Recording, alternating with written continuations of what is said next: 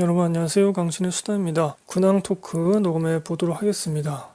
올해 두 번째 근황 토크네요. 여러분 날씨가 갑자기 추워졌는데 감기 조심하시고요. 또 시간이 참 빠른 것 같습니다. 벌써 이렇게 찬 기운이 몰려오니까요. 저는 요즘에 올해 보지 못했던 영화들을 살펴보고 있는데요. 지금 패스트 라이브인가? 그거 좀 보고 있는데 넷플릭스로. 초반에 너무 재미가 없어가지고 보다가 끊다가 또 뭐 그러고 있습니다. 자, 오늘 뭐 그냥 토크는 제가 요즘에 블로그에 열심히 하고 있는데 블로그에도 알려드렸던 스낵 무비라는 게 있습니다. 극장층이 이제 살기 위한 대책으로 마련하는 건데 요거 좀 설명해 드리고 에이리언 로물루스, 뭐 사랑의 핫쇼핑, 쇼군, 파친코, 롱샷 그리고 조금 시간이 남으면 노량까지 한번 간단하게 제가 본 작품들 말씀드려 보도록 하겠습니다. 간단 평이죠. 저희 블로그가 이제 티스토리 쪽으로 아예 소속이 되어버렸는데 다음 블로그가 망했죠. 티스토리를 좀 살리려고 하나 봐요. 행사 같은 걸 하고 있죠. 연속으로 21일인가 뭐 이렇게 글을 쓰면은 뭐 경품에 당첨될 수 있는 그런 행사를 하고 있어서 저도 열심히 하고 있습니다. 매일 하나씩 쓰고 있거든요. 그래서 얼마 전에는 제가 남매 여름밤 강신의 영화제에서 작품상을 줬던가요? 얼마 전에 이제 넷플릭스에서 그걸 다시 보고 다시 봐도 좋더라고요. 그 장현 씨가 부른 미련이 나오는 에피소드가 있는데 시퀀스가 있는데 그거에 대해서 제가 블로그에 글을 쓴 것도 있습니다. 원래 블로그에 가끔 제가 OST를 소개하는 그런 코너가 있었죠. 남매 여름밤 꼭 보시기 바라고요. 저희 방송도 있으니까 청취하시면 좋을 것 같고. 자, 스낵 무비라는 게 있습니다. 스낵 무비가 뭐냐? 제가 기사에 본 바에 따르면 이제 손석구 씨가 뭐 착안한 이름이라고 합니다. 정확한지는 모르겠어요. 근데 기사에는 그렇게 나와 있더라고요. 그러니까 스낵을 먹을 만큼 가볍고 짧게 즐길 수 있는 그런 영화를 뜻하는 거죠. 그래서 분량이 1시간이 안 됩니다. 60분이 안 돼요. 제가 기억하는 것 중에 제일 긴 거는 40분짜리, 그리고 뭐 10분짜리도 있고, 손석구 씨가 나왔던 것도 밤낚시, 그게 이제 스낵 무비의 거의 뭐 시초격인데, 그것도 20분이 안 됐던 걸 제가 기억하는데, 이렇게 러닝타임이 짧다 보니까 그 스낵 무비라는 이름에 걸맞게 가격도 쌉니다. 그래서 10분대로 끝나는 건 1,000원, 20분대로 끝나는 건 2,000원, 뭐 이렇게 돼요. 합리적이죠? 10분마다 1,000원인 겁니다. 이러한 것들을 이제 극장에서 하고 있고 또 이것과 약간 플러스해서 단독 개봉을 합니다. 뭐 CGV에서 단독 개봉하는 스낵 무비 이런 식으로.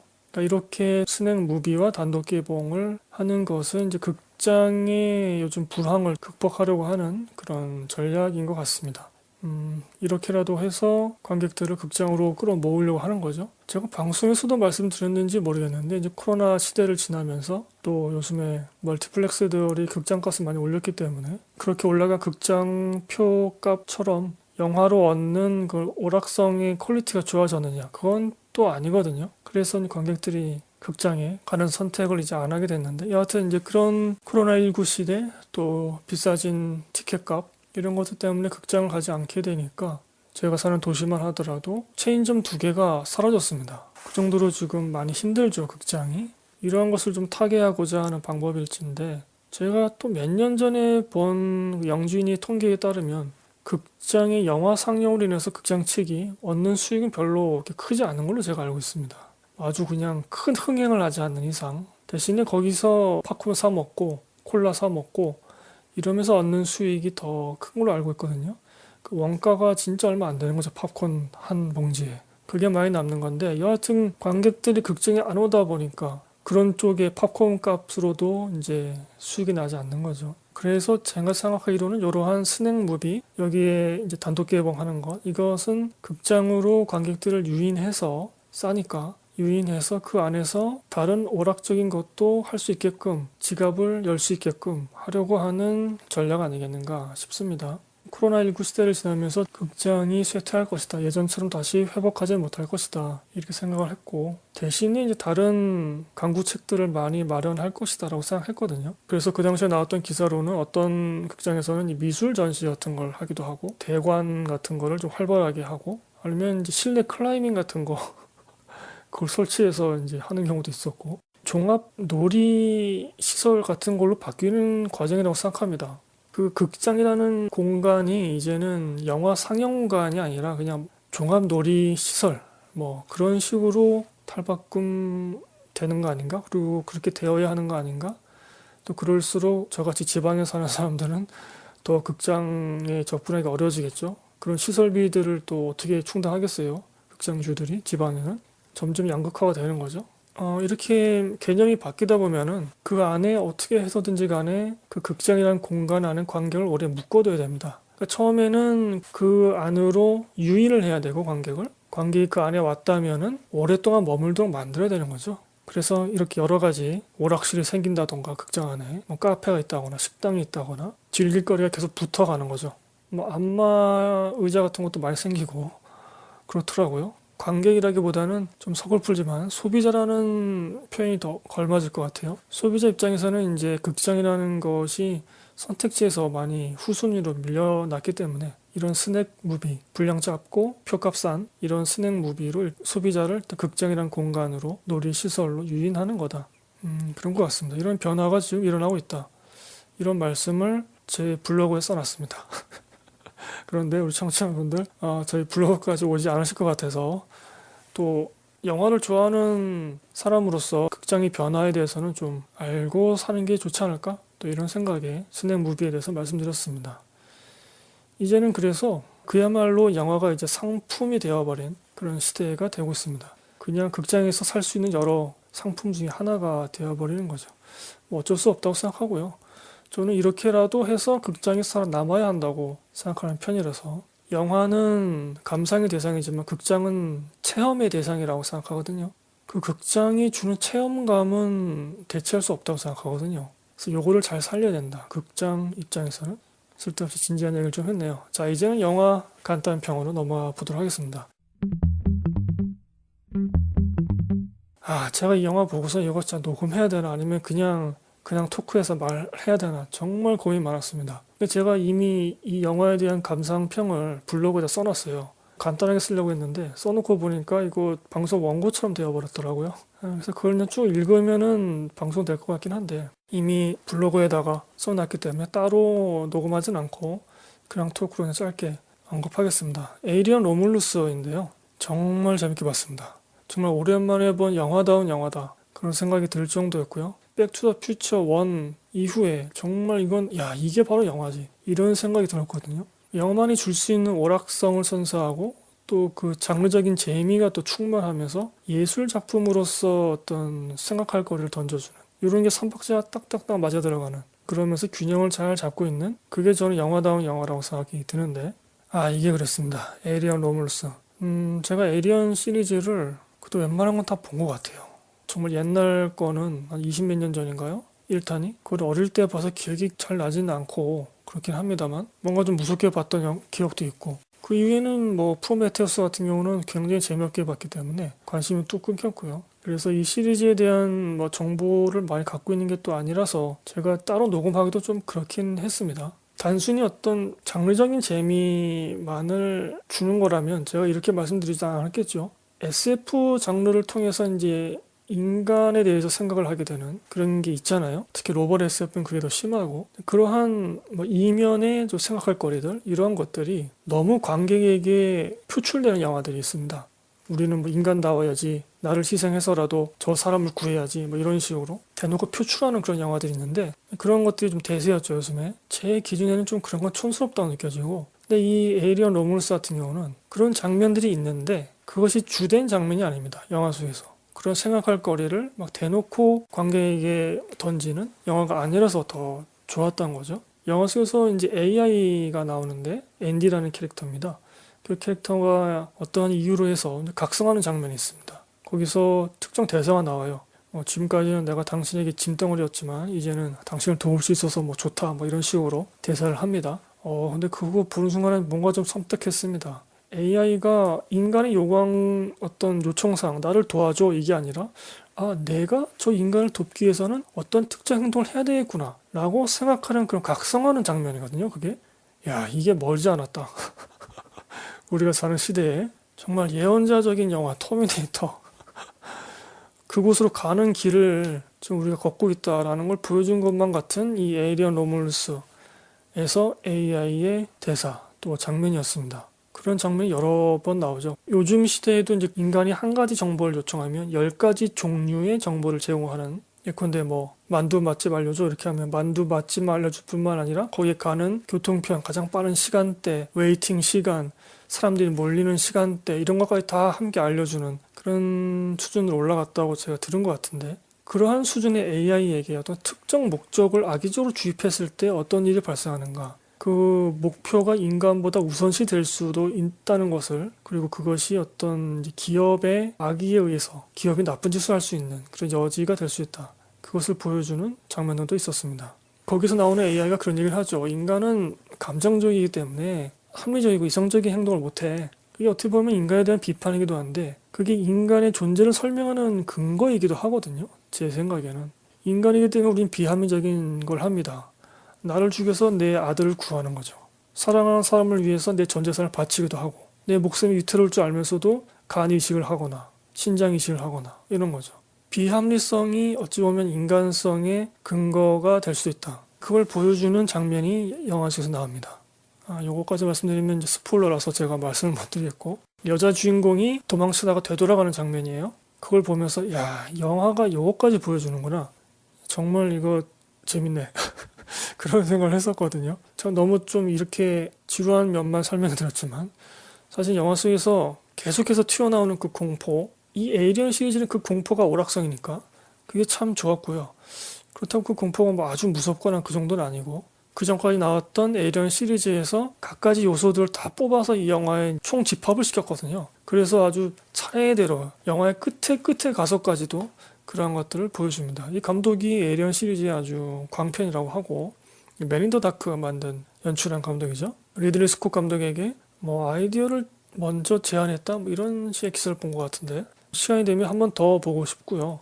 여러분도 한번 꼭 보시길 바랍니다. 뭐 많은 분들이 이미 보셨겠지만 저희 블로그 와서 제 글도 한번 읽어봐 주시고, 제가 에이리언 로물스에 대해서 쓴 글을. 자, 그리고 한국 영화 역사에 있어서 한 가지 또 하나의 기록이 생겼습니다. 사랑의 핫쇼핑. 지난 8월에 개봉한 영화인데, 극장 3부작 중에서 지금 첫 번째라고 하는데요. 이게 제가 조사할 때만 해도 123만을 기록했습니다. 국산 애니메이션인데 12년 만에 100만 돌파한 영화입니다. 국산 애니 중에서죠. 우리나라 애니가 좀 많이 일본에 비해서는 열악하죠.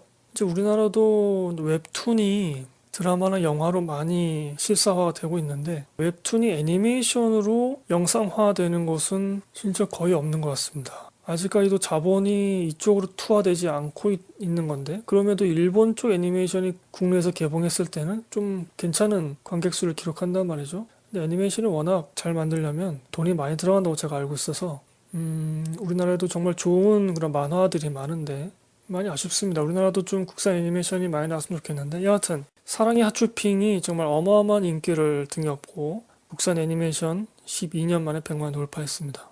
1등은 2011년에 개봉했던 마당을 나온 암탉 220만 명. 와, 이건 대단하네요, 진짜. 웬만한 실사 영화보다 많이 들어갔고, 그 다음 기록이 원래는 105만 명 기록했던 2012년 전박이 한반도의 공룡 3D입니다. 이게 이제 3순위로 밀린 거죠. 사랑의 핫쇼핑 때문에. 이게 핫쇼핑이 좀 굉장한 인기인가 봐요. 핑핑거린다면서요, 요새. TV 애니메이션 시리즈 캐치 티니핑 시리즈가 있다고 하네요. 2020년 3월부터 시작한 TV 시리즈이고, 게임으로도 나오고 뮤지컬로도 뭐 있나 봅니다. 어린이용 뮤지컬일까요? 이런 애니메이션은 이제 왕구 쪽으로도 또 활발하게 제작이 되기 때문에, 네, 부모님들의 등골이 지금 막 부서지고 있다고 그런 기사들을 얼핏 본 것 같기도 합니다. 이것도 TV 쪽에서 인기를 확인했기 때문에 경쟁력이 있다는 것을 알고 극장판까지 제작했던 것 같아요. 제가 사랑의 핫쇼핑 예고편을 보니까 나름 스펙터클 하더라고요. 그리고 이 시리즈 전체에 이제 떡밥들이 몇 개 있나 봐요. 그것이 아직 회수되지 않고 질질 끌고 있다고 하는데, 인기가 많다 보니까 그런 떡밥들이 시청자들에게 흥미 요소가 또 될 수 있는 거겠죠. 그리고 이제 캐릭터가 뭐 귀엽더라고요. 제가 예전에 듣기로는 우리나라가 이제 이런 유아 상대의 애니메이션은 좀 괜찮은 편이다, 경쟁력이 있다 세계적으로, 그런 말을 듣기도 했습니다. 우리나라의 그 뭐죠, 나 혼자 레벨업인가요? 그것도 전 세계적인 흥행을 했고, 또 오히려 일본에서 애니메이션이 만들어졌잖아요. 넷플릭스로 서비스가 되었고, 그것도 제가 알기로는 웹소설에서 웹툰으로 갔다가 이제 애니메이션으로 간 거 있는데, 그리고 지금 전지적 독자 시점인가요? 이것도 지금 네이버에서 꽤 잘 나가는 그런 웹소설 원작의 웹툰이고요. 참 좋아하는 그런 웹툰인데, 영화화가 확정이 되었죠. 지금 촬영하고 있는지 잘 모르겠는데, 배우들도 다 캐스팅 된 걸로 알고 있습니다. 너무 스케일이 커가지고, 오히려 이런 걸 좀 CG로 하면은 어색하지 않을까. 정말 CG 잘 만들지 않는 이상, 정말 에이리언 로물스처럼 완벽한 CG가 아닌 이상, 요즘은 마블도 CG가 좀 어색하니까 차라리 그냥 애니메이션으로 먼저 나오면 더 어땠을까 싶기도 한데, 뭐 애니메이션도 제작비가 많이 들어가니까 아쉽긴 합니다. 여하튼 사랑의 핫쇼핑, 한국 영화계의 한 획을 좀 긋고 있다. 아직도 상영 중입니다, 여러분. 관심 있으신 분들은 뭐 자녀분, 조카분 손 잡고 함께 다녀오시면 좋을 것 같습니다. 자, 그리고 TV 시리즈 쇼군 요거 한번 말씀드려 보도록 하겠습니다. 제가 전란 방송편에서 이거 언급을 했었는데요. 아시는 분들은 다 아시겠지만 쇼군이 제76회 프라임타임 에미상 시상식에서 총 18관왕을 했습니다. 다 합쳐서 배우들 상도 받고 어떤 굉장히 많이 상을 휩쓸었어요. 저는 이 작품을 정말 유용하다고 생각이 드는 게, 옛날에도 한번 그냥 토크에서 말씀드렸더라고요. 이게 일본 컨텐츠가 다 죽었다고 하지만 사실은 뭐 형태가 바뀌었을 뿐이지 일본 컨텐츠는 죽지 않았다. 그리고 오히려 지금은 서양인들이 일본풍의 작품들을 양산해 가고 있다. 왜냐하면 그들의 뇌리 속에는 어린 시절에 봤던 그 일본 작품들의 그런 잔상이 남아있기 때문에, 황금향이죠, 거기가 엘도라도죠. 그런 이미지 때문에 그들이 오히려 만들어가고 있다, 일본 콘텐츠를. 그래서 우리가 딱 보기에는 이게 헐리우드 영화인데? 라고 생각하면서 아무렇지 않게 받아들일 수 있는 일본 요소들이 있기 때문에 경각심을 가지고 우리가 걸러서 볼 필요가 있다, 그런 말씀 드린 적이 있거든요, 그냥 토크에서. 이번에는 이 작품 자체에 대해서 한번 말씀을 드리고 싶네요. 저는 이 작품이 때깔은 굉장히 좋고, 뭐랄까요, 이게 아시아판 왕자의 게임 이런 별칭도 한때 받았었는데, 그럴 정도로 권력 투쟁에 대한 가차없는 묘사, 그런 것들이 나옵니다. 왕자의 게임도 초창기에 그랬으니까요.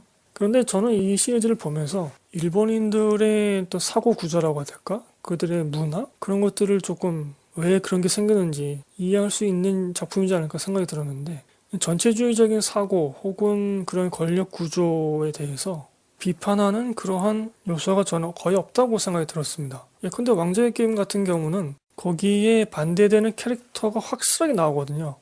그가 뭐 앞장서서 뭐 혁명을 외친다거나 그러지는 않는데, 거기에 희생당한 사람이라든가 그것을 타협하면서도 그것이 옳지 않다고 생각하는 캐릭터라든가 이런 캐릭터들이 확실하게 등장합니다. 쇼군에도 그런가?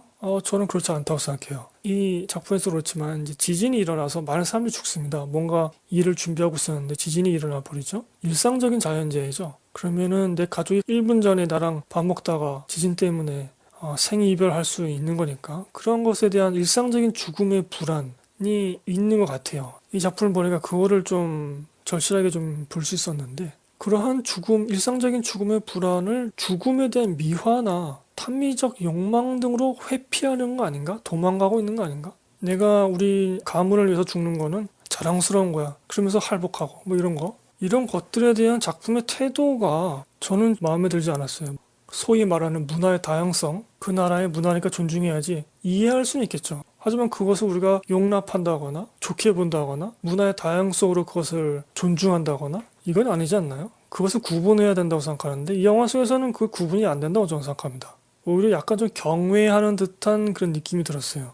저만의 오해일지도 모릅니다. 그래서 어떤 분은 또 그렇게 평을 하더라고요. 이 작품이 오히려, 물론 이게 이제 소설인가 그게 원작이긴 합니다만, 작품 속에서 서양인이 등장하죠. 그 서양인 캐릭터의 눈으로 이러한 것들을 보면서 그런 전체주의적인 사고나 권력 구조, 일상적인 죽음의 불안, 혹은 뭐 죽음을 미화하는 거, 어떤 탐미적인 어떤 욕망, 성적인 것들, 이런 것들을 직간접적으로 이 서양인 캐릭터가 체험을 하는데, 서양인 캐릭터의 눈으로 그것을 비판하고 있는 거다 라고 하면서 이 쇼군 이 작품을 좋게 평가를 하시더라고요. 앞서 말씀드린 것처럼 이게 문화의 다양성이고, 일본이라는 뭔가 숨겨지고 신비로운 나라의 어떤 신비로운 그런 문화, 뭐 이런 느낌이 들어서 상당히 좀 불쾌했어요, 사실. 그래서 제가 전란에서 말씀드렸던 거는 설사 우리나라 옛날 역사에서 이런 역사가 있었다고 친다면 그것을 소재로 삼아서 우리나라 창작자들이 작품을 만들 때 저는 100% 그걸 비판한다고 생각합니다. 비판할 거라고 생각합니다. 우리나라는 그렇게 하고 남아요. 스스로 비판하는 거 좋아하는 나라예요, 우리나라가. 그리고 앞서 말씀드렸던 왕좌의 게임에 비교 대조하더라도 이 쇼군이 갖고 있는 태도는 좀 의심스럽다. 이 작품에서도 이제 주체성을 지닌 여성 캐릭터가 존재합니다. 그 당시로는 약간 진일보하게 외국말도 할 줄 알아서 이 서양의 캐릭터의 말을 통역해 주는 여성 캐릭터가 나오죠. 이번에 에미상에서 상도 받으신 배우고 이제 파친코에도 나오는 그 배우인데 주체성을 갖고 있지만 주어진 명령과 그 운명, 그 당시에 여성이 처할 수밖에 없는 그런 운명에 순응하기도 하는 것 같습니다. 그래서 막판에 정말 앞서 제가 말씀드린 것처럼 그 명령에 따라서 죽음을 불사하고 먼 일을 벌입니다. 여성으로서 그 일을 해내는 것이 그 자체가 정말 대단한 일이기는 한데 사실은 그것조차 자신의 주인을 위한 그 행위였거든요. 운명에 순응하는 거, 이게 우리나라 어떤 한의 정서와는 좀 다른 느낌입니다. 다른 느낌이에요. 우리 한의 정서는 뭔가 처절함이 있어야 되거든요. 야, 이건 내가 죽을 정도로 정말 하고 싶지 않고 운명에 맞서기 위해서 내가 온갖 짓을 다 했는데 야, 그래도 안 되더라. 할 수만 있으면 내가 벗어나고 싶은데 어쩔 수 없이 여기에 순응하면서 살아간다. 이게 어떤 한의 정서의 발판 중에 하나라고 생각하는데 이 작품에서는 그러한 것들보다도 오히려 그 순응하는 것을 자랑스럽게 여기며 정신 승리하는 느낌? 일본 특유의 그런 정신 승리 있잖아요. 그래서 그 여성 캐릭터가 존재한다고 해서 이 작품을 비판으로부터 보호할 수는 없는 것 같은데 그러한 이유로 해서 제가 전람 방송편에서 이 쇼군을 언급해 드렸던 거고 저는 위험하다고 생각해요. 이런 작품들이 정말 때깔 좋게 나왔고 미국 사람들 보기에도 요거 괜찮은데 싶어서 지금 상도 18개나 준 거 아닙니까? 그러면은 우리 한국 사람들 같은 경우 요것도 재밌게 보고 뭐 이미 좋은 평가를 하시는 분들이 많이 계시니까. 자, 관련해서 이제 파친코 얘기도 좀 드리고 싶습니다. 파친코 시즌2가 있었죠. 쇼군이 이렇게 나왔기 때문에 좀 파친코가 좀 잘 나왔으면 하는 마음이 있었습니다. 너무 실망이었어요.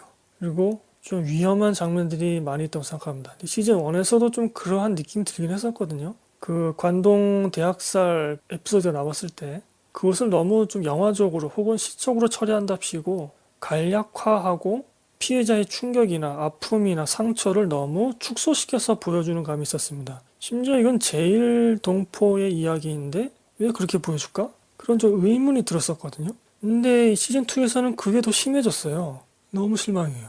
가해자가 있고 피해자가 있다고 생각할 때 피해자의 그 충격을 축소한다거나 그것을 우리가 좀 낭만화 해가지고 영화적으로 표현한다고 쳤을 때 그것은 결과적으로 가해자를 돕는 꼴 아닌가요? 저는 그렇게 생각하는데 그래서 파친코가 오히려 가해자 일본 제국주의를 돕는 꼴이 되어버렸다. 극단적으로 말씀드리면 그렇게 생각합니다.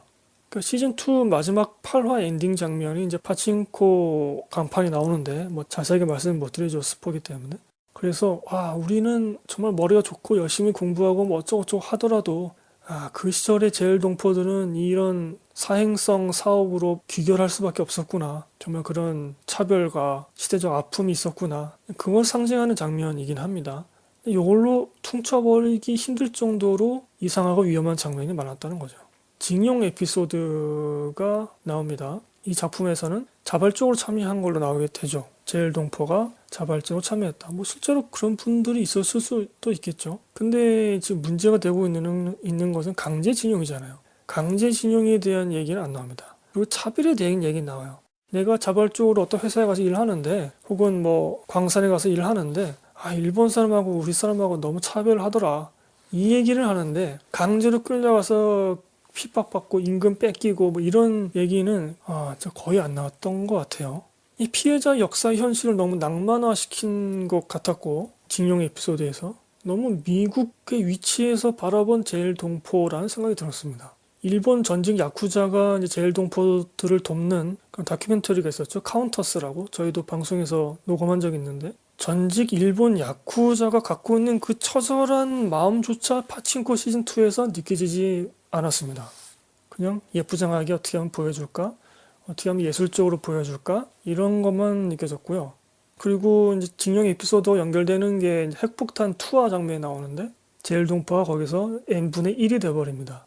핵폭탄이라는 그것이 전 인류에게 안 좋은 거니까 이거는 정말 큰 아픔이다 라는 정도만 나오지, 거기에 있는 제일동포가 그걸로 인해서 어떤 정말 아픔을 구체적으로 당했는가, 안고 살아가는가, 그것이 막 정말 상세하게 정말 처절하게 감정적으로 이렇게 나오진 않아요. 그렇게 묘사하진 않습니다. 그 n분의 1이 돼버려요. 여러 피해자 중에 한 명이 되어버릴 뿐입니다. 아니, 그러려면 뭐하러 제일동포의 삶을 다룬 파친코를 찍습니까? 그냥 핵폭탄 투하 피해자 다큐멘터리 찍으면 되지. 그리고 마지막 8화에서 이제 가해자인 쿠니무라 준의 변명이 나오는 그런 장면이 나옵니다. 꽤 길게 윤여정 씨 앞에서, 제일동포죠. 윤여정 씨 앞에서 이제 쿠니무라 준이 이제 그런 얘기를 해요. 뭐 어쩌고저쩌고 해서 내가 어쩔 수 없이 그런 짓을 했고 나도 참 괴로웠어. 나쁜 짓을 한 건 나도 정말 괴로웠어. 전형적인 일본 피해자 코스프레인데 그걸 하고 있더라고요. 물론 이제 그 말을 들은 윤여정이 거기서 품위 있게 반응을 하지만, 대응을 하지만 성에 차진 않죠. 내가 널 죽였지만 내 마음도 너무 아팠어. 이런 거거든요. 거기에서 그래요. 품위 지키는 건 좋은데 캐릭터는 품위를 지킬 수 있어요. 하지만 작품이 그래야 될까요? 그리고 그 가해자 말을 저렇게 진지하고 살뜰하게 작품에서 담아야 될까요? 피해자 코스프레인데. 그래서 결론적으로 인류 보편적인 혹은 인류 범용적인 가치를 챙기려다 보니까 결과적으로는 가해자인 일본 제국주의 쪽으로 좀 기운 느낌이 들었습니다. 파친코 시즌2가. 작품 혹은 이제 소설의 취지가 그게 아닐 텐데 우리 잊혀지고 묻혀진 제일동포의 아픔을 좀 보자는 거 아니었을까요? 근데 이 영화는 그냥 n분의 1이 되어버립니다. 여러 아픈 사람들, 힘들게 살아온 사람들 중에 한 명이 되어버려서 좀 그랬어요. 그리고 이거는 한국어 대사에 대한 문제를 꼭 언급하고 싶은데, 이거 황석희 번역가가 번역했다고 하거든요. 원래 시나리오는 영어로 써 있고 제작사가 미국이니까 영어로 써 있는 거를 한국 배우들이 연기를 해야 되니까 한국어로 황석희 번역가가 이제 번역을 하신 건데, 그게 흐름을 깰 정도로 번역 툴에서 깜짝 놀랐습니다. 한국 사람이면은, 더더욱 그 당시 한국 사람이면은, 조선인이면 쓰지 않을 법한 그냥 번역 툴에 한국어 대사를 계속 해가지고 너무 깨더라고요. 대사가 잘 안 들려도 감흥이 깨지는 판인데 요새 이렇게 번역 툴에 말을 하는 한국인 캐릭터를 보니까 더더욱 이 작품이 지금 정이 더 떨어지더라고요. 더 몰입이 더 안 되고 뭐 그랬습니다. 그래서 여러모로 좀 아쉬운 파친코 시즌2였고요. 파친코가 이렇게 나오니까 쇼군이 잘 되는 게 더 배가 아픈 거예요, 제가. 지금 그냥 토크는 너무 길게 하고 있네요, 제가. 그러면 롱샷까지만 하고 방송 마무리하겠습니다. 노량은 제가 나중에 강시영화제에서 언급할 수 있을 것 같네요. 네, 이 영화도 정말 재밌게 봤습니다. 청취자분이 추천해준 게 기억이 나서 봤는데, 영화 노팅힐의 정치인 버전이라고 볼 수 있죠. 그리고 화장실 유머, 성적 유머, 정치 유머가 판을 치는 로맨틱 코미디의 물이죠. 전형적인 흐름을 살짝 비트는 그것도 있습니다. 사랑을 위해서 좀 멍청할 정도로 모든 것을 포기하는 그런 흐름으로 가지는 않을 것처럼 보였으나 이제 결국은 사랑의 승리로 끝나버리는 흐름을 약간 꼬는 것 같은 느낌도 좋았고, 또 이 영화도 이제 황석희 씨가 번역을 하셨는데 확실히 이렇게 좀 통통 튀는 번역을 잘 하신 것 같긴 해요. 그래서 앞서 말씀드렸던 화장실 유머, 뭐 성적 유머, 정치 유머 이런 것들 아주 재밌게 볼 수 있었고요. 근데 샤를리즈 테론이 이제 자신의 감정을 진솔하게 전달하는, 사랑의 감정을 전달하는 그 대사는 약간 좀 이상하더라고요. 여하튼 샤를리즈 테론이 정말 예쁘고 멋있게 나오십니다. 아니, 저렇게 예쁜 사람이 왜 이런 남자 주인공을 좋아하나 이런 생각이 들 정도였는데, 근데 그러한 것도 약간 좀 현명하게 영화 속에서 설명하고 또 어떤 논리적인 근거를 마련해 주었던 것 같아요. 지금 생각해보면 정말 재밌게 봤습니다. 네, 지금 제가 에너지가 고갈돼서 무슨 말씀을 더 드려야 될지 잘 생각이 안 나네요, 지금. 샤를리즈 테론이 자신의 남자친구에 대해서 대중에게 밝히면서 그 마이크를 무대 바닥으로 딱 떨구는 장면이 있어요. 그 장면 정말 멋있었고, 단순히 어떤 오락적인 측면, 유머가 나오고 예쁜 배우 나오고 이런 것들만 아니라 작품 내적으로도 캐릭터들이 타협을 하는 게 있어요. 그것이 현실적인 타협이든 사랑의 타협이든 그런 타협을 하는 과정들이 좀 설득력 있게 전달되고 있는 것 같다. 단순히 이게 사랑이니까 나는 뭐 무조건 네 말대로 할게, 나 가지고 있는 거 다 포기할게, 이런 게 아니라 어떤 논리적인 감정적인 그런 단계를 거치면서 이제 사랑에 도달하게 되는 그런 과정들이 참 좋았습니다. 그래서 요거 시나리오를 잘 쓴 거 아닌가 이런 생각도 좀 들긴 했어요. 요런 성적 유머가 난무하는 코미디이지만 의외로 코미디 영화들 같은 경우 보면은 배우들의 그런 연기도 중요하지만 연출도 물론 중요하지만 코미디를 뒷받침해주는 그 캐릭터들의 감정선 이런 감정 설계들이 아주 치밀하게 조직되어 있는 경우가 종종 있거든요. 또 그런 코미디 영화들이 좋은 평가를 받고 또 많은 분들이 좋아하시고 롱샷 이 영화도 그러한 거 아닌가 그런 생각이 들었습니다. 연말에 이러한 화장실, 성적, 정치 유머 이런 거 견디실 수 있는 분이라면 재밌고 따뜻한 롱샷 보시면서 이 추운 날들을 보내시는 것도 괜찮지 않을까 싶네요. 자, 저는 여기서 방송 마치겠습니다. 근황 토크인데 왜 이렇게 길게 녹음했는지 모르겠네요. 제가 너무 쇼군하고 파친코를 비판하면서 열을 올렸던 게 아닌가. 자, 저희 방송 유튜브, 팟빵, 쥐약, 풀로, 네이버 오디오 클립이 올라가고 있고요. 저희 블로그도 있고 트위터도 있습니다. 여러분 강신의 수다 검색하셔서 찾아와 주시면 감사하겠고요. 또 얼마 전에 수지님이 저희 블로그 찾아오셔서 안북을 남겨주셨는데 정말 감사합니다. 네, 수지님도 정말 오래된 단골 청취자이시죠. 블로그의 흥망성쇠를 다 보신 산 증인이시도 한데 제가 수지님 이제 오신 거를 써주신 글을 보면서 지금 현재 저희 방송 단골 청취자가 몇 명 될까? 그런 생각을 해봤거든요. 한 10명 정도 되지 않을까 싶습니다. 제가 이렇게 취미 삼아로 녹음하는 건데 그거를 이 10명의 청취자분들께서 반갑게 청취해 주시니까 어떻게 보면은 10명이 작은 숫자이기도 한데 제가 지금 십몇 년 팟캐스트 하고 있는 거에 비하면 하지만 정말 감사한 분들이다 이런 생각이 좀 들었습니다. 그래서 이 방송 들으시는 청취자분께서는 그렇게 생각하시면 될 것 같습니다. 내가 강신의 수다를 먹여 살리는 그 10명 중에 한 명이다. 난 소중한 존재다. 이렇게 생각하시면 될 것 같습니다. 정말 감사드리고요. 네, 왠지 방송 완전히 마치는 사람의 멘트처럼 지금 말씀드리고 있는데 하여튼 그렇다는 거죠. 12월 초에 소방관이 개봉을 하고 또 12월 25일 날 확정됐죠. 지금 하얼빈, 현빈 씨가 안중근으로 나오는 그 하얼빈도 개봉한다고 하니까 녹음해 보도록 하겠습니다. 강신의 영화제도 12월 안에 혹은 1월 1일에 업데이트 하도록 또 준비를 계속해서 해 나가겠습니다. 패스트 라이브즈 너무 재미없어가지고 이거 큰일이네요. 여기서 방송 마치겠습니다. 감사합니다 여러분. 안녕히 계세요.